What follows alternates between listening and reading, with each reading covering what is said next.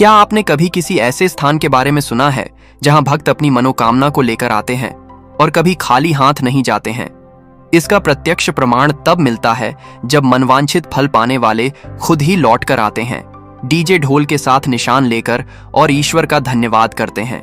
जी हाँ, हम बात कर रहे हैं उत्तर प्रदेश प्रयागराज जिले के एक छोटे से गांव सुलेमपुर उर्फ कमईपुर में स्थित महावीरन धाम की।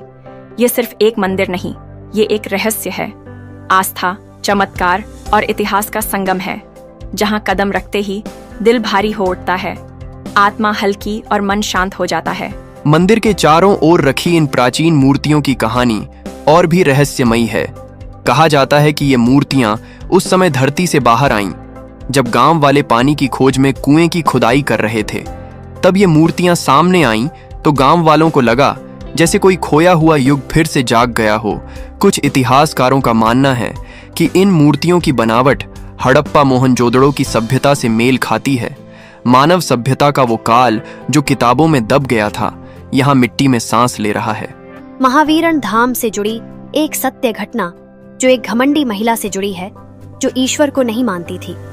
एक दिन महावीरन धाम हनुमान मंदिर पहुंची और अहंकारवश फावड़ा उठाकर हनुमान जी की मूर्ति की एक आंख पर प्रहार कर दिया। उसी क्षण से जैसे उसके विवेक का अंत हो गया, वह पागल हो गई। न दिन का होश रहा, न रात का चैन। वह खुद को डंडों और पत्थरों से पीटती रहती। कभी सिर फूट जाता तो कभी खून बहता, मगर वह रुकती नहीं, न सो पाती, न शांत रह पाती। जहां बैठती वहीं खुद को चोट पहुंचाती। गांव वालों का कहना था कि अगर वह समय रहते मंदिर जाकर क्षमा मांगती तो शायद उसकी हालत सुधर जाती, मगर अब बहुत देर हो चुकी थी।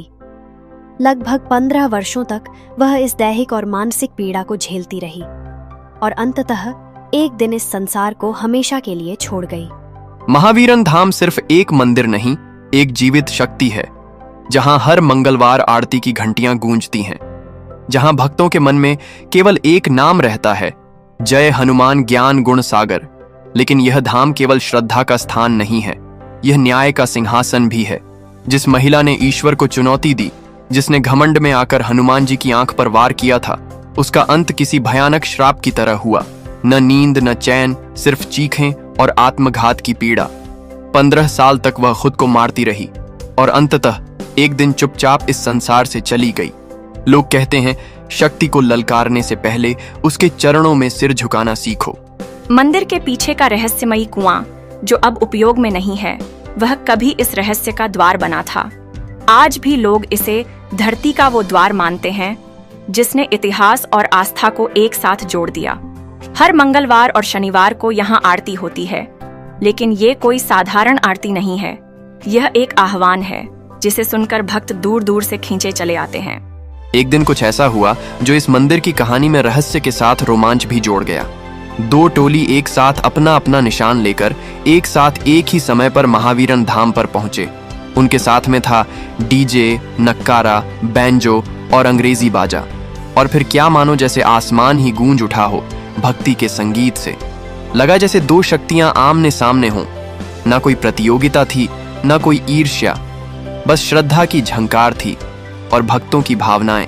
आज भी जब आप महावीरन धाम के प्राचीन पत्थरों को देखेंगे, उन बाहर रखी मूर्तियों को जो पत्थर से नहीं रहस्य से बनी हैं, तो आपको यह समझ आ जाएगा कि यह केवल पत्थर नहीं, ईश्वर की चेतना है। यह मंदिर, यह मूर्तियां, यह धाम सब कुछ बोलते हैं, महसूस कराते हैं। तो आप कब आ रहे हैं इस दिव्य वातावरण को आत्मसात करने, सिर झुकाने, परिक्रमा करने और अनुभव करने उस शक्ति को जो श्रद्धा में बसती है? क्योंकि जिसने भी यहाँ सच्चे मन से प्रार्थना की है, वो खाली नहीं लौटा है, और जिसने अपमान किया वो बच नहीं पाया है। महावीरन धाम आपको बुला रहा है। क्या आप तैयार हैं? और हाँ, वीडियो अगर अच्छा लगा हो तो लाइक, शेयर और कमेंट करना मत भूलिएगा। ईश्वर आपकी मनोकामना जरूर पूरी करेंगे।